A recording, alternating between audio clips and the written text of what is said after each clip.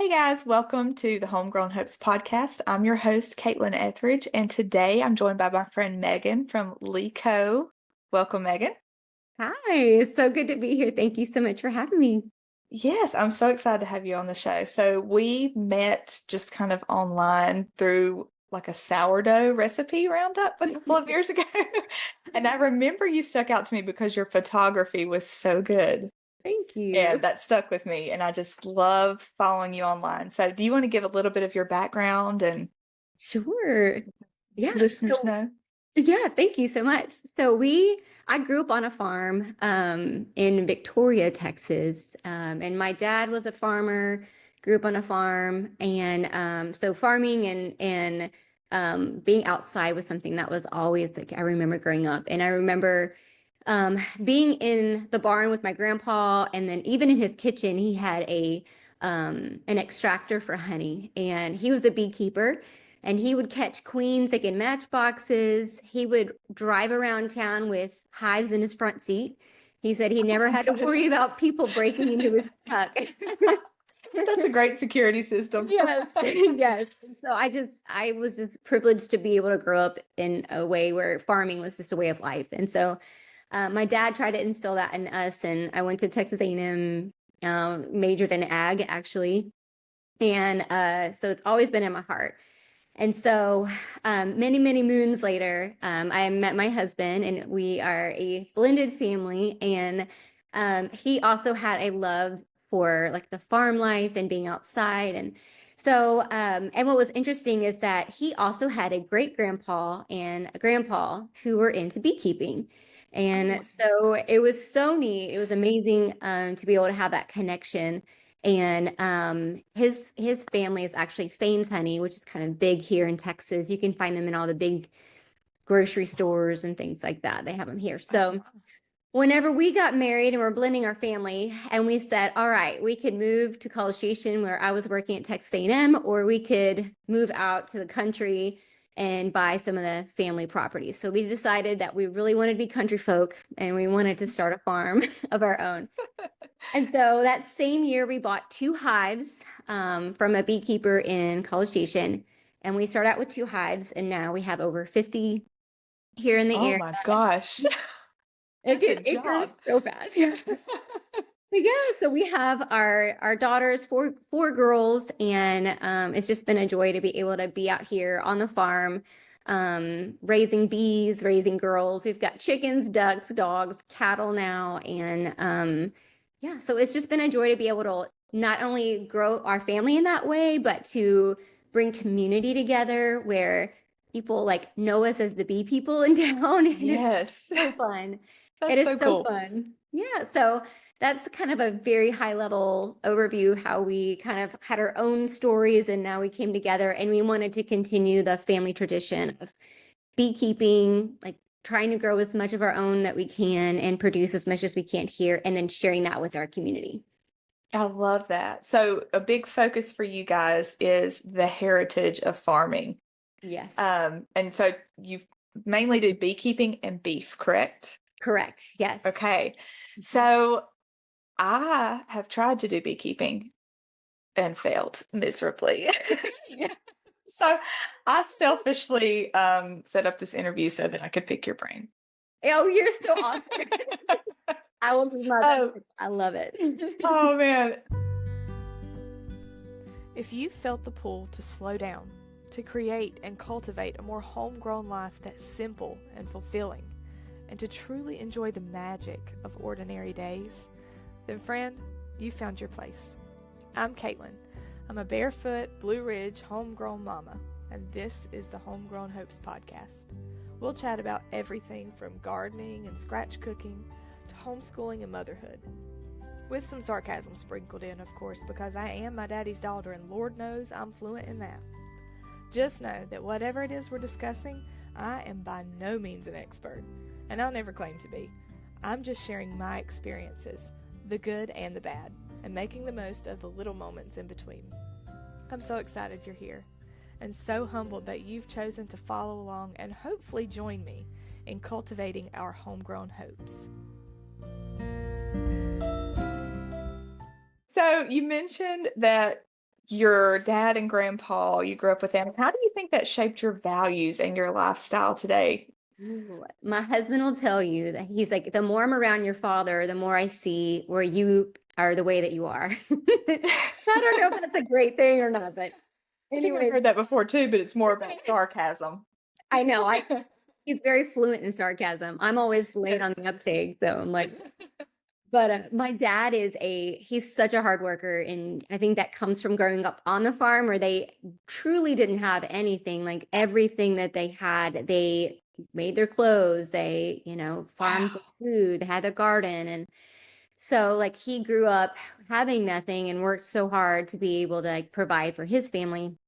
And I think that he instilled that in me where it's super hard for me to sit down and like not be wanting to work on something. Yes, I So have no feel like, relax. oh, I don't either. I have no chill. I don't know how to do it. And does your husband have chill? Because I married him. So Yes, you can just like relax. I don't understand it.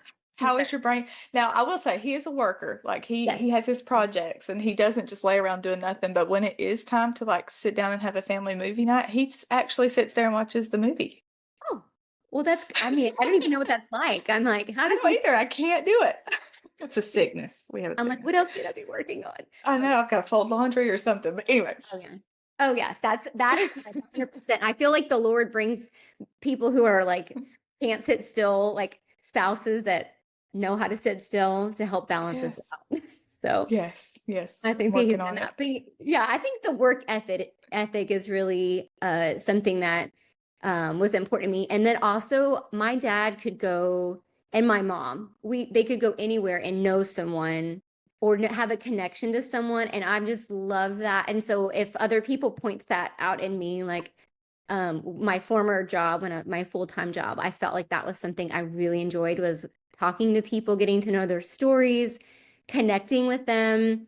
And so that was something I remember my dad just being so great about.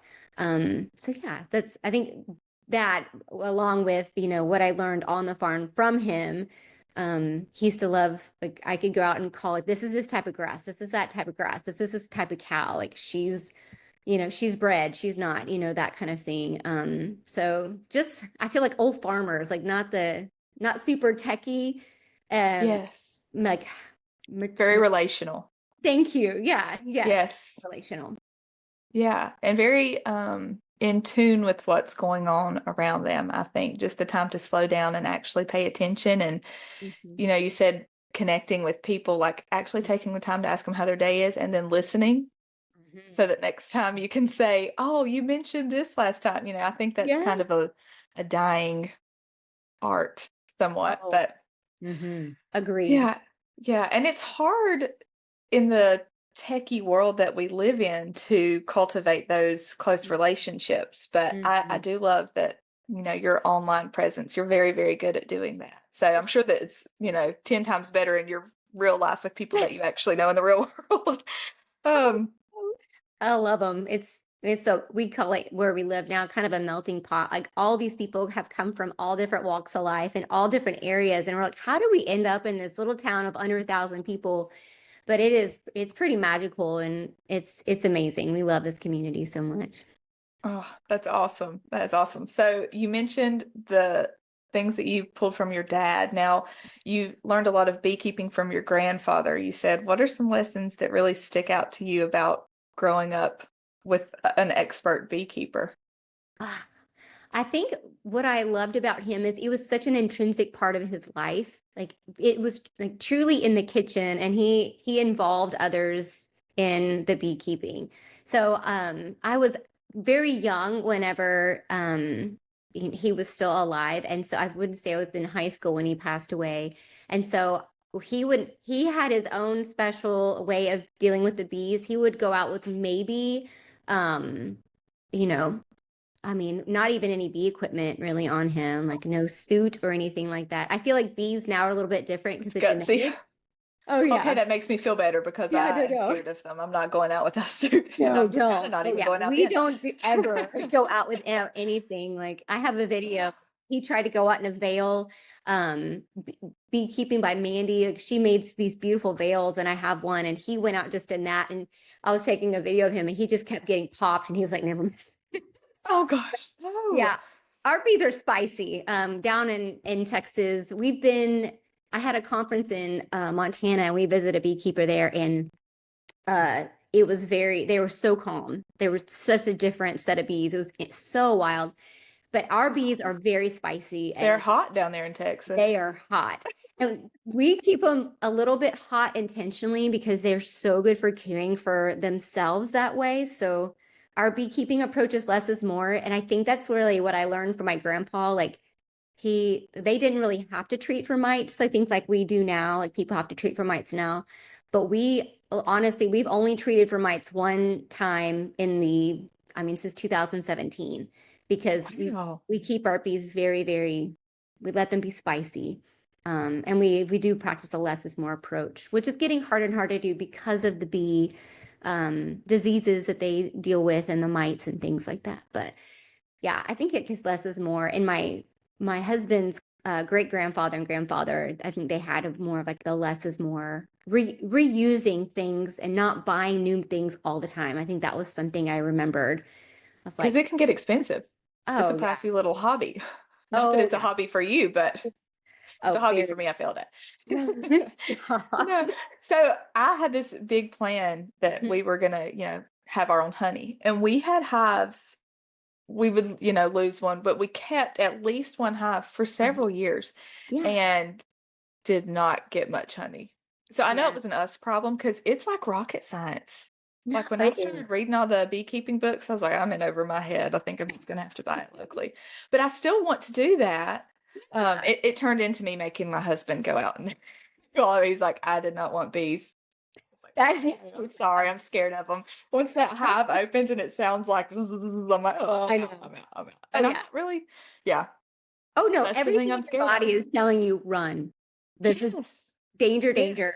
I was just talking with friends. Darren's been working with some guys locally, and they'll go out with him, and he shows them like how he keeps bees and how he cares for them. And he shows them like, okay, this is a strong hive and this is why. And so he's been doing that with a few other like men in the area. And so I was talking to one of the wives, and they were like, when I am out there, it's just like everything in my body is like run. And I'm like, that is so normal. And I think it's so normal. So don't even be like, that's what our body is telling us to do. And that's very true. Mm-hmm. Because I don't particularly love snakes and spiders and like the normal scary things, but bees are the thing for me. Yeah. It is. It's that sound. Okay, you're making me feel better about myself. No. My husband's going to love you for this interview, because he's like, maybe she'll finally go out there. Oh, man. So for someone who's interested in small scale beekeeping, because if I ever do get another hive, I don't see myself being a production kind of person. I will just hope to get like my one little jar of honey for myself. What's some advice that you would give to somebody just starting out? Yeah, I would highly recommend finding a local bee association near you. The beekeepers in your region are going to know how to care for the bees in your region better than anyone on the internet or anyone anywhere else. Darren, probably one of the best things that we did is there was a mentor, and he started, it's called the Texas Friendly Beekeepers Facebook group. And there's like thousands of people in it now. But he's a retired gentleman who just knows bees in the area, and he came and he kind of walked Darren through some things, and it was the best thing in the whole world. So just finding people locally who know the climate, who have cared for bees, they're going to know where to get resources. They might have some resources to share. True. And a lot of the beekeeping associations, they have like beginner programs, so they'll pair you with a mentor.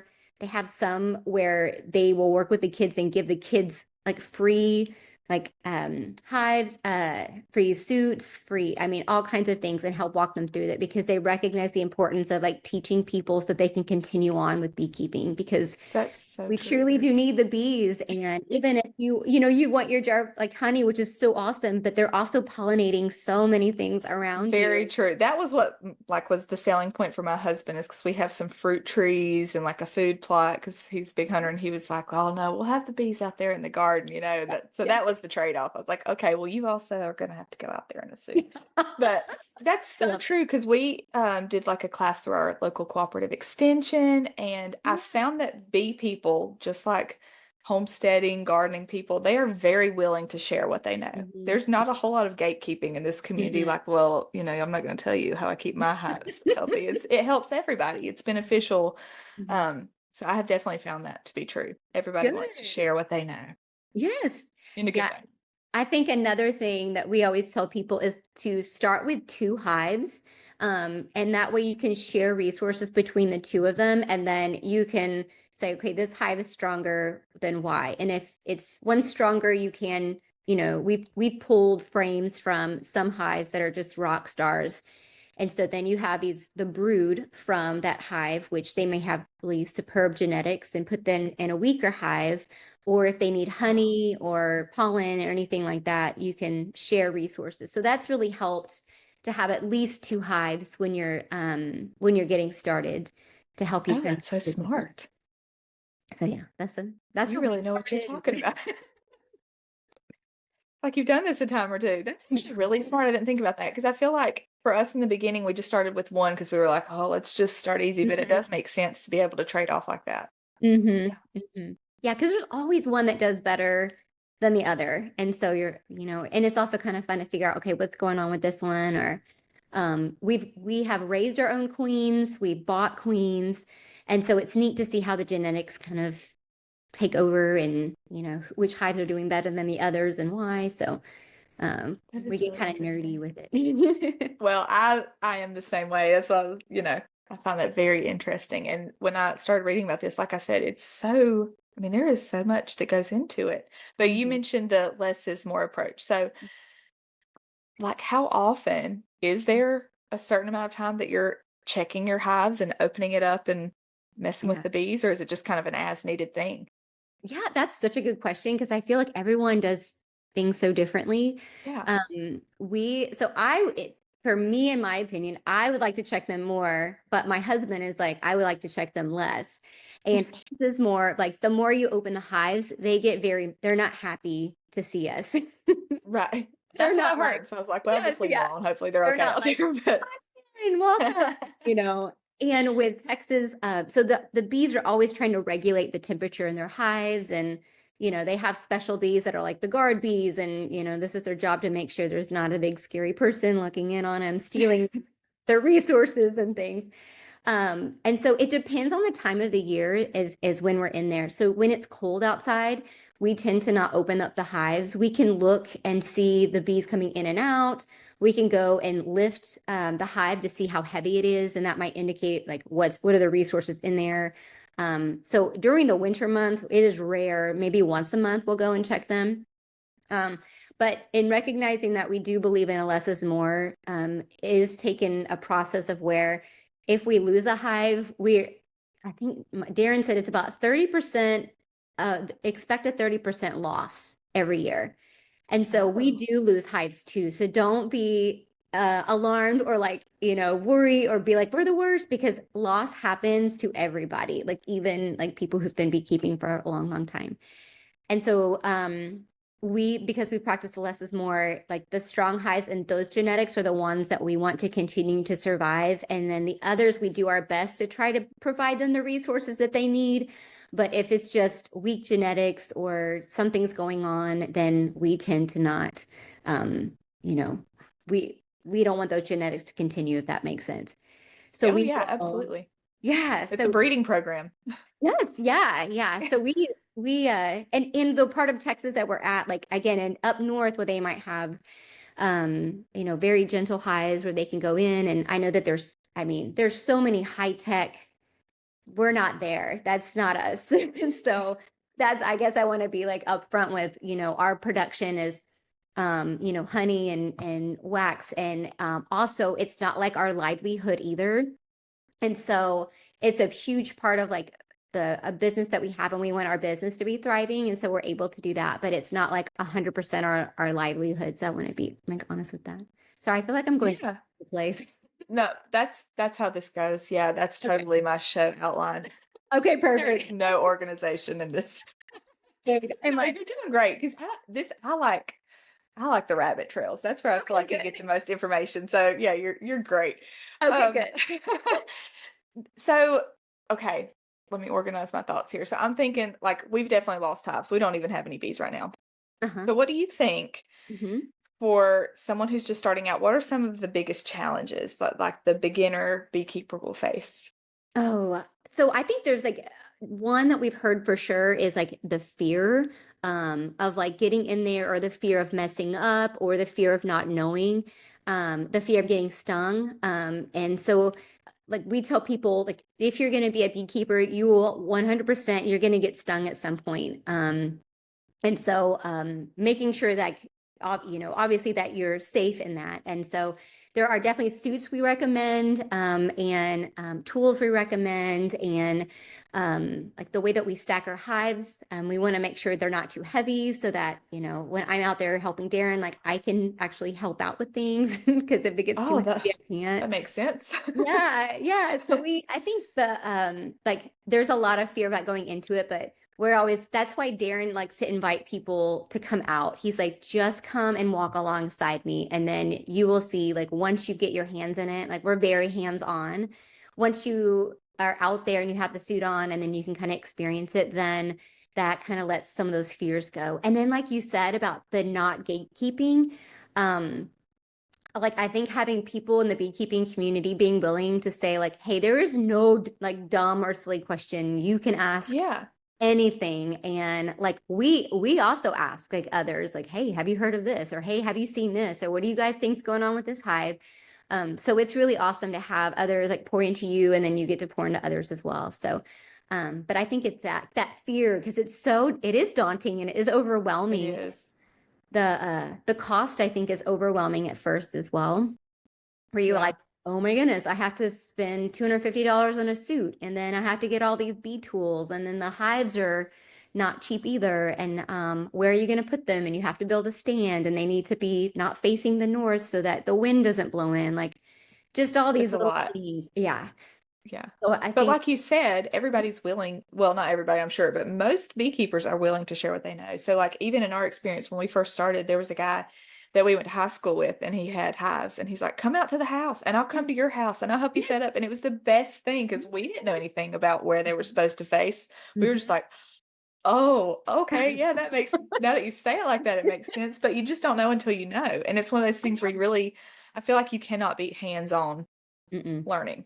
I can't mm-mm, anyway. I'm very like I have to just same, try it to figure it out. And same. so you just kind of have to jump in there and find someone as a local resource, which is, do you have like websites that you suggest, or do you think just go to your like county extension or I think county extension, most of the information and resources they receive are from the universities, like the land grant universities. And I'm also preaching it because I used to work at a land grant university, so I really appreciate the work that goes into that, like with research and like resources absolutely. and what they provide. But also we have received such great support and information from people who have just like have been beekeeping for decades, and they're like, well, science may say this, but this is Right. how it works. So it's kind of a balance, of like where So you may even be able to find someone like at your local farmer's market. Like I know yeah. we sold produce at the farmer's market years and years ago. We thought that Cool. that was going to be a good thing for us with a newborn. Turns out, Yo, and full-time jobs, turns we out it was a lot of work. yeah, I Uh, know. but That's where we I know made we're not such doing it great right now. connections. Yes. But we made such great connections, and the people there, like even obviously we were not going to be competition for them selling honey, so it's not like they really had to watch out for that. But people are so willing to share that information, so that might be a really great place too for people to Yeah, that's a great people idea. to pick their brains. Yeah. And I think they're willing, like, I love farmers markets because that's where you get to like chit chat and talk with people. And I love getting to know, like, well, why are you getting into this? Like, tell me. Yeah. And, so that's such a great, and because it's local. So I think that's such a True. great place to start to look for people too. Yeah, absolutely. And okay, so you mentioned you guys are kind of the more traditional hands-on. Mhm. Um, how do you think you balance like modern practices with traditional practices? Because I know there's a lot of technology, everything's always changing. How do you find that balance? Yeah. So I think that we have not gone that route because it tends to be more expensive. And like my husband's like on one hand, he's very much like, if it ain't broke, don't fix it. But on the other hand, he works in IT, so he loves gadgets. Like he likes all the things. And so like I know that people use like these heat guns to be able to detect. So he has just what you would use like a normal like heat gun. So he will find something that's not necessarily like for bees or for keeping bees or any of that, but he would like repurpose it for something else. So I think he does a good job of trying to figure out like tools and things like that are least expensive. Um, I but like we, that. yeah, I know. I'm That's, like, yes. it's a great skill to have. Oh yeah. Oh yeah. And I think like him working, he tends like I'm like the person who I'm like, sign me up for a class. I want to learn from the expert. I'm like, give me all the information. Like I want to be hands-on. He is not like that. He is like, let me go out and go learn for myself. Let me like it's almost like the bees are teaching him, which is really cool. Like I wish I was more like him in that.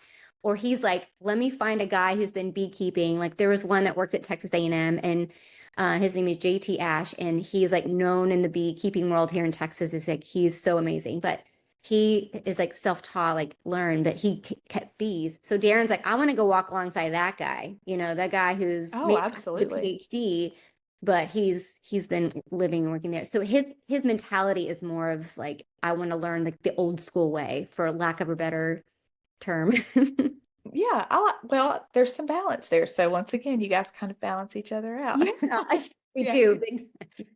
He's like, Well, stop marriage. setting me up for stuff. Like he took it. I was like, you should take a queen rearing class since we talked about queen rearing. And he appreciated it and he did learn from other like people and things like that. But yeah, my mindset is like, well, I would rather like learn it how to do it the right way so that we don't have to like, I don't want to say waste time, but we don't take time to learn, but like we know it. Mm, He's like, I yeah. love taking time Trial to and learn. error. He loves that. So yeah, like you said, the balance. Balance, The yeah. So what inspired you guys to turn this into a family business? Ooh, that's good. Well, it's sort of like some of the other things like in our family, like the photography and some other things where like we just had people locally say like, "Hey, can I get a jar of honey?" or how much would you charge? Or, we had one man reach out and he has calculated how much honey he needs to have a tablespoon of local honey every single day. So he Wow. brings us his jars, like all these different size jars, but he's kind of like, if it all goes in these jars, I will have enough for the year. And so it was like That's people like impressive. that coming to us, asking for the local honey. And I think people now are so in tune with like their health and they want like a natural like option. Like they don't want pills, they don't want XYZ. And so especially people with allergies or other medicinal like properties of hives, like the propolis or even like honey in and of itself, the raw honey and all the great things that it has in it. So when our community was saying like, we really want this, then that's when we said, okay. And I love like the marketing side of it. I love getting to know people. I love like, I like pretty things, I guess. I like Well, the you're very good at it. you're sweet. Thank you. I'm like, what would I want the jar of honey to look like on my counter? Like, my dad has the plastic, Oh, yeah. bottles everywhere. But like, the more we read about it, the more we're like, okay, glass is so much better because we don't want plastics leaking into our honey, and we want our customers to be able to reheat honey because it's good forever. So even if it crystallizes, like we try to teach people, this So is how you smart. can rewarm it. And so with our community asking, and then like for me, I'm like, well, if we're gonna do it, like let's do this. And Let's so make it pretty. Yeah. just make it Your pretty. jars are so pretty. Thank Oh, you. You're so yeah. sweet. Well, I it's the love things like that too that catch people's attention. There's a million honey companies out there, but there's one it. that's going to stand out with Yes. labeling and the Yes. style of jar. And so Yes. you nailed it. Thank Yeah. you. That means a I lot. remember it. That's so funny. When you mentioned the jars, I was like, I remember what her jars look like. You're so, oh, yay. It's so funny. Yeah. Yeah. Thank Good you. job. Thank you. Like, I'll tell Darren. He's always like, Well done. it took him a little bit to get like why the bottles and like the story, because I'm like, when I'll pay for a product when I know like the people behind it and why they want to provide this and what's important to them, and then like it's a quality like jar that they can keep for a long time. And I love seeing when people are finished with their honey, they'll either bring it back so that we can fill it like our local, or they'll repurpose the jar and put like flowers in it, or like That's a I've great had idea. some return it to me full of jam like that they made out of like How cool is blueberry that? jam. It is so cool. I know. I was Oh like, my this is so goodness. cool. And I just love like the community aspect of that. That's so neat. And I think people really, there's a movement of that. People want to know the story behind what they're purchasing because it's so, we're so consumed with buy that I Yes. think, people kind of want to be a little bit more intentional and hear the story of the family behind the product. So that's really neat. And you guys have done a great job of that. Thank you. How do you, because I know it can be really easy when everything's so fast paced and you've got to, especially this time of year, we were kind of talking before we came on, like the Christmas season, here we are. How do you keep it family centered? How do you get the girls involved? What does that look like? So the girls, we've had like their own bee suits, and Darren has actually gone to their schools before to like share about beekeeping, and he lets the girls come and show like this is a frame, and we have a live hive now. And so when we go out to do the farmers markets, the girls come and they help. Have not gone out to the hives as much. They like to go and look at them, but they still have that, a little bit of that fear. And the baby, when she gets the ant bite, her whole leg swells up. So I've been the mama to not let her go, even though she would be right up in there and be fine. But they love helping with like the bottling of the honey, the processing the honey. Like we have a hand crank, and they are in there cranking. They're putting stickers. Like if you see a sticker on our jar that's a little lopsided, one of the girls probably did it for me. Stuck with love. Oh yeah, it is definitely stuck with love. So they love more of like the once Darren, when we have the honey like in the jars and we're like bottling, that is their favorite part. And they love going to the farmers markets. And our girls are shy, except for the little one. She's not as shy. So we love having them come out to like the farmers markets, and they get to kind of talk a little bit about it or help like with, taking money and giving change back and things like that. Oh, yeah. That's community building, that next, generation. I love that. Yeah. Yeah. So they're more of like on the marketing, like bottling kind of side of it, I guess. And Nola, she's the 11-year-old, and she's always like, Mom, can I design the next shirt? Or let me design like the bottle. So she's really into art. And so like that's kind of like she wants to help out with that. So maybe we'll have a label that she has like that's cool. or something like that, because she's like super into that right now. That's so neat. And so you can use their own skills. And we've kind of seen that too with our kids. So we have a woodworking business, and we do like charcuterie boards and spoons and all that. And my daughter wants to be the one to like draw a picture of the board, or she's like, I know she's heard me talk too much, because she's like, I think we need to design logos today. Let's do some logos. Okay, so she'll do that. But my son wants to just be running the sander and like hacksawing something. He wants to be very, in there aggressive. So they both get to do their own thing. Oh, I love it. Yeah, but it's nice to be able to do that, as a family business. You can kind of play to their strengths to get them involved. So I love that. I love that that's what y'all do too. And like they feel validated, and like they feel like it is a true family business, it's not Absolutely. like they love going to feed cows, and then this mama cow, this baby belongs to this mama cow, and they helping to look at that. And when we're working cattle, like they're there helping. And so it's just, and I love how you said playing to their strengths, because like again, you're like, I see you and you're part of this and you're important, and this is specifically why you're important, like for this business and how you're helping. Yes. So that's so awesome. Yeah, and I think with us it's helped too, because my children thankfully like to work. Good. I don't know what it would be like if they didn't. That would be tough. But I think hopefully it's because they've gotten to kind of, like you said, they realize that they do serve a purpose in the Yeah. business. It's not Yeah. just working just to, be Mhm. busy, but like, I Mhm. actually need your help. We have holiday orders to go out. I'm gonna need you to get your sander over here. That's awesome. My arm's about to fall off. Can you please Yeah. come help me? So, Turn. yeah, Build those it's your muscles. turn. And he loves that. He feels, like he's, very involved. So I love that you guys do that too. That's a really Yeah, neat thing. that is cool. Okay. So, what advice do you give to someone who wants to start a family business? Because I'm sure it's not all just It is easy. not. It is not. And I think like you know too, like having like where my husband always talks about balance, and like we are never like a complete balance. It's either this way or this way. Yeah. And so it's so hard. It is really hard. And I think I'm horrible. Like I literally, ADHD like brain. And so I'm like this Oh, all yeah. over, and in my mind I have it all planned out and it's going to be great. But then like the rest of my family needs everything as in a plan with dates, times, all of those things. So Yeah. I've had to learn to like kind of pivot the way that I have initially worked to make sure like that the whole family is on the same page as far as like, okay, we're gonna have, a farmer's market, and it's not like, and like there's a lot of preparation for what you have to offer people. Oh, yes. So it's not just like, well, we'll grab the jars of honey and like, let's go. It's like we have to keep the bees all year and make sure they're healthy. Then we harvest one time a year so that they can continue to be healthy through the winter.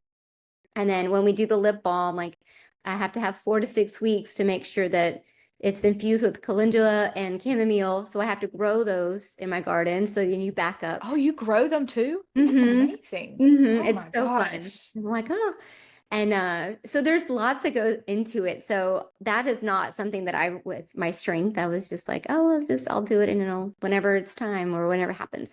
So I think as a family coming together and really figuring out, okay, what is our plan for the year, and like what do we want to accomplish, and then how are we all going to work together to get this accomplished? And I think when you do that, then everybody's like, first of all, feels part of the team, and that it's not being done to them, as being like we're doing this together, like a with. Oh, that is so well put. Yes.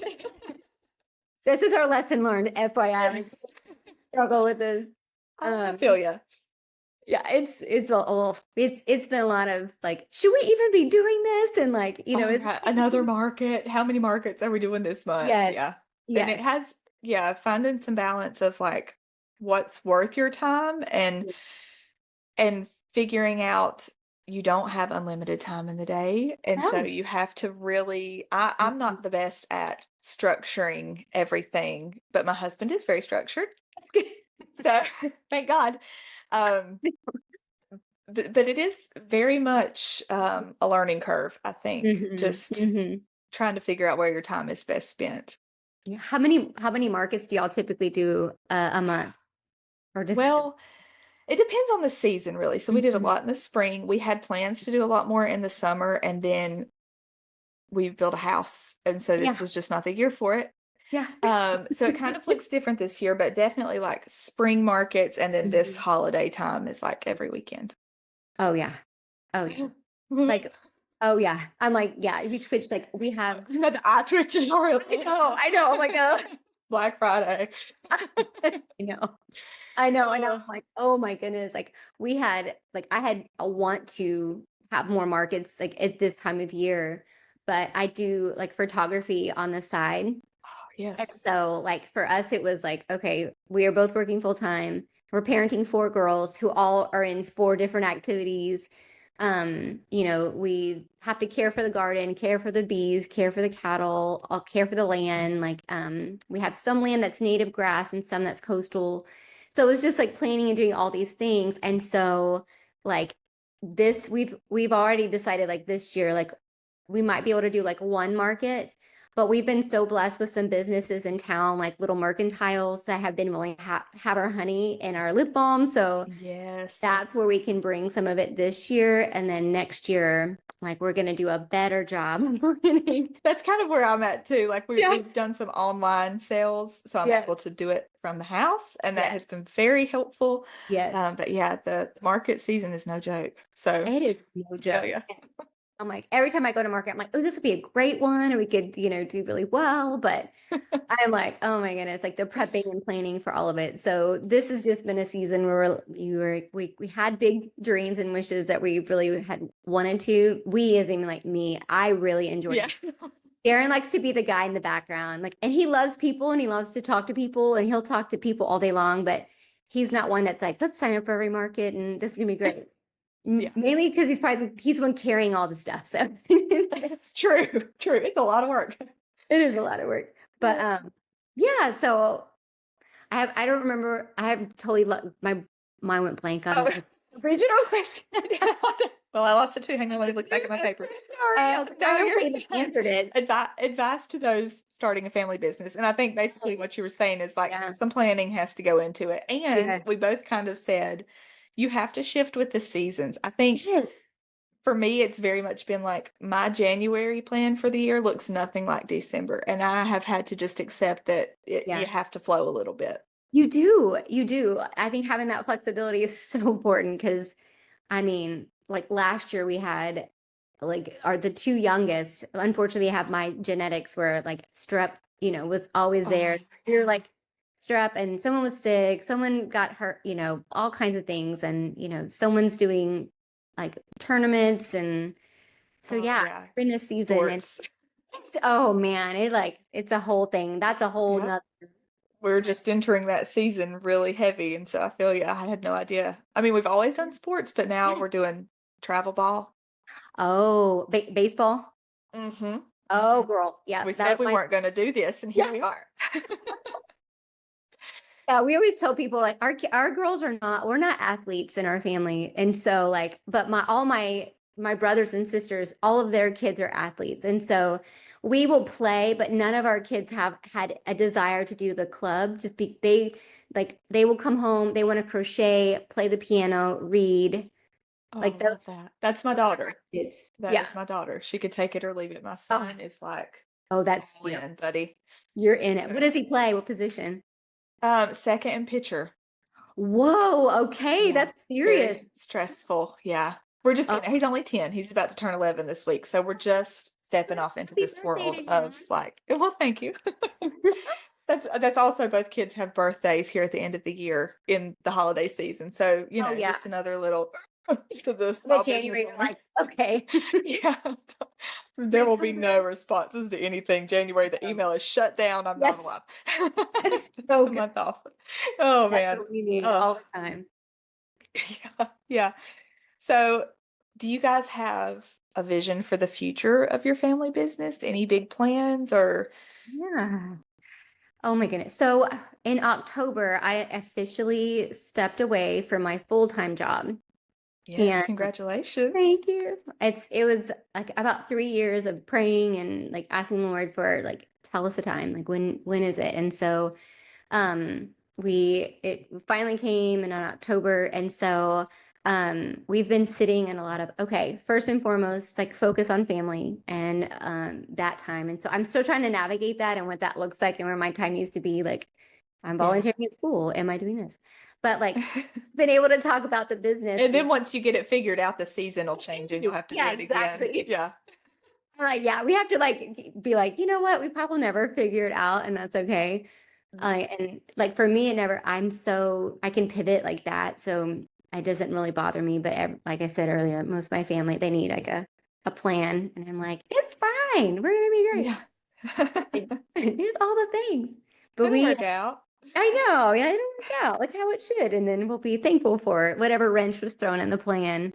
Exactly. But we started we've had cattle ever since we moved out here, but we have been more intentional. We bought a Wagyu bull, we have our Angus mama cows. And so we're focusing on building an F1 herd. They call it a Texas Wagyu. And so we processed our first steer this year. And so it's been so cool as a family to say okay, this is the steer that was born here. We fed him and then we were able to fill our freezer. And so we've had other families kind of the same thing where we want that. We would love to have, where we know that where the steer was raised and, what was fed and especially family members. And so I think for our farm, we're definitely spending more time on just growing that F1 herd and looking at the genetics for that. We're going to be keeping it pretty small. I think we have about like total 30 head right now, and I don't see us going over that. So I don't see us being one of these huge ranches that like supports, food to our grocery stores or anything like that. But just which we love anyways. And then so that's with the cattle. We're really excited about that. And then with the beekeeping, we feel like we found our sweet spot with like around the 50 hives. Like that's where we feel like we can manage that just like as a husband and wife team. And it'll fluctuate like, to 45 to 55, but around, that 50 range. And so we feel like that's kind of our sweet spot. And we've recognized like, okay, we're not big enough to be able to build this huge facility, but we're like, we've definitely kind of outgrown like our space here. And so Right. It's a tough place to be in. it is so hard. We're kind of there ourselves, yeah. And you're like, it is like the workspace and like all the bee equipment. Yes. Luckily, we have, structures on the property where we have like some of the things that we've stored, like a whole bee barn. But like in my dream world, I'd love to have like a farm front, like a store to teach classes. Like I'm like, I want to teach how we do the bee balm, like the lip balms, and I have friends who like are very skillful in creating as well, and just to have a space where they can come and so I say that, and then a place in town just like opened up about like, hey, we want to host events, and I'm like, okay. So even if I do want something here, but the Lord's opening up other doors, I think, where we can go and have those same dreams somewhere else. So now that I'm home, and I'm definitely focusing more on like how can I want to teach. Like I think we want to like do more teaching, and so we started a club before COVID called the Hive. And it was like a local beekeeping club, and we really enjoyed that, and being able to like be a place where in our county, so there's not a bee club in our county, but there's one in the counties around us, so just a place where the people in our county can come. So we've talked about reviving that again. So I think it's more of like, how do we invite more community to be a part of this and like to share of what we've learned with other people. So I think those are like the two big things of like growing the beef and then with the bees. The education side. Yes, the education. And we love like creating, and like I keep looking at our little things. We have y'all have the coolest merchandise. I told you, I was checking out your store. I'm like, man, they're so cute. You're so sweet. I love it so much. And like my favorite part is like every time we do pictures, like the models are always like from Lee County. So we're always like, okay, I need some of the moms. So that's the name. Okay. Yes. That makes sense. Yeah. So we're from Lee County. So there's 𝐂𝐚𝐢𝐧𝐝 for Lee County, which is where, we're coming up with a name, and that just kind of came to us, and it's been really fun to be like, well, that's probably great for like building community too, because the people that live there love it. I'm sure that's a really neat thing. I love it. It's been really cool. Okay. So how do our listeners follow you, connect with you? I know you have big things coming up, and I bet we're going to see some education coming from you, and you have just such a great online presence. So how do I'll put all the information in the show notes, of course, but why don't you tell them where to find you? Thank you. You can find us on Instagram and Facebook at 𝐂𝐚𝐢𝐧𝐝 Honey. So LEECO and then honey, all one word. And then you can find us on our website at www.𝐂𝐚𝐢𝐧.com. And that's where we have all the things. So you can shop online with us for our honey and our farm products like lip balms and our merch, which are really fun. We try to pick really good quality, like we've an American made type products to share with our community. So yeah, that is awesome. Yeah, and so for the folks who are listening or watching on YouTube, they got to see that she held up one of her shirts. Do you have other ones you want to show us? I do. Yeah, they're all different colors. So I like the blue. I'm going to be super awkward showing you these, but no, please do. Green. Oh yeah. Oh, I like that color. A yellow. This kind of like peachy mauve color. More like so those are just look comfy. They're so soft. I was really excited. I should have worn one today about that. I'm not even repping our own stuff. And then I really liked this green color. So this might be obviously something I'm wearing, you know. But winter we'll have sweatshirts, and then during the rest of the year we have like t-shirts, and we tell people like every time that you purchase something from us, like the money goes back into bringing more bees into the county and helping care for the bees that we currently have. And so I love that, you know, we use like local folks to print the shirts, and like they're supporting local artisans that way as well.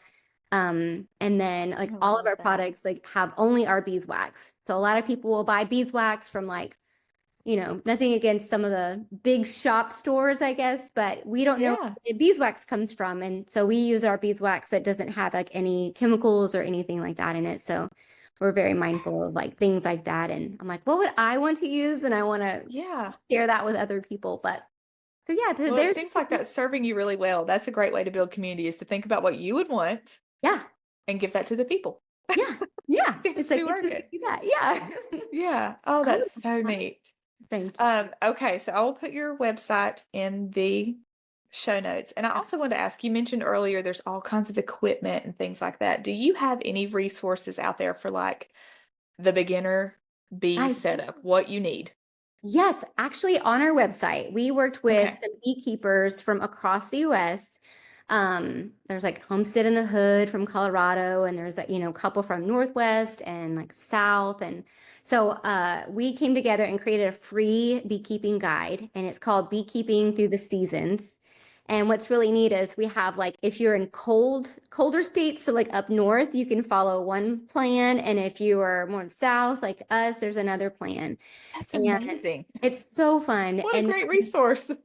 And it's free. It's a free downloadable resource. And so if you go to our website, you can just put it in your little cart, and it's $0, but you can download a free PDF. It's like a free ebook. And so it tells you the equipment you need. And then like in January, this is what you need to think about doing. In February, because I was like, I need a plan. I'm going to get this. It's so great. I'll be downloading this as soon as we hang up.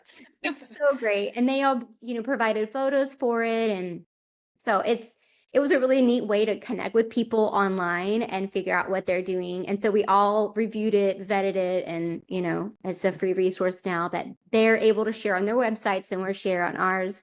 So that's definitely something I can share. And then on our Instagram, there is a story highlight with some links for like beekeeping equipment and things, tools that we use. If others want to go and check them out and see. Yeah, I'll try to figure out how to link that story highlight. Oh, cool. Yeah, I can figure that out. Okay. I can produce a whole podcast. Surely I can figure out how to share that link. Yeah, if you figure it out, let me know, because I have no idea. I'm like, Oh, technology. great. Yeah, gosh, I feel that. So is there any final thoughts or words of wisdom that you want to leave our listeners with?